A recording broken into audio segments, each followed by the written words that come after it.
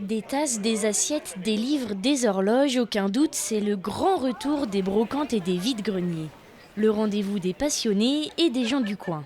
J'adore tout ce qui est ancien. Je suis venu pour les gens, la convivialité et puis l'esprit de commerce et puis de faire des nouvelles rencontres, pourquoi pas, des gens qui perpétuent leur savoir-faire de certaines choses et puis moi j'adore. On habite dans le coin, on est venu manger au restaurant et puis après on est venu là, on n'habite pas très loin. Non. J'adore faire les vides-greniers et donc il fait super beau donc je profite. Je ne pensais pas du tout que c'était aussi grand et qu'on pouvait trouver plein de petites choses comme ça. À Bouin, terminé le petit vide-grenier et sa vingtaine d'étals sur la place des Halles.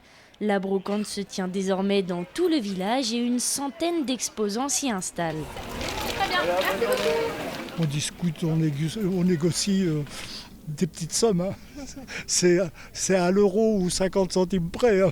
Ça permet de libérer certaines comme des verres, comme des choses, des assiettes qui ne servent plus, qui vont servir peut-être pour des gens que eux vont les jeter à la poubelle après, mais ça c'est pas grave, c'est le commerce. Cette brocante nouvelle version attire les foules. Après 2 années de confinement, certains se sont découverts un nouveau passe-temps. Et pour satisfaire cette clientèle, une invitée exceptionnelle, Diane Châtelet, figure de l'émission Affaires conclues. De quoi attirer les nouveaux passionnés. Les gens sont restés chez eux, ont fouillé, ont regardé les émissions, les livres, etc., Internet, les codes des artistes par exemple, et viennent proposer dans les études, dans les maisons de vente, chez les brocanteurs, les antiquaires, plein d'objets.